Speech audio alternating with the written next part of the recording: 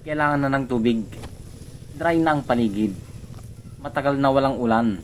At mahirap makipagsapalaran kung wala kang water pump. Ito ang hirap kapag walang tubig ang irigasyon. Sa sobrang init ng panahon, madaling matuyuan ang lupa sa palayan.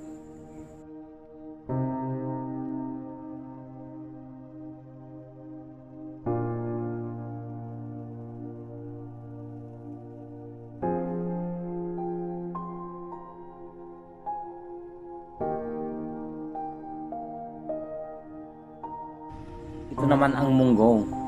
Buti pang munggo kahit walang gaanong tubig tutubo. Tutubo at mamumunga kahit wala kang ilalagay na abono.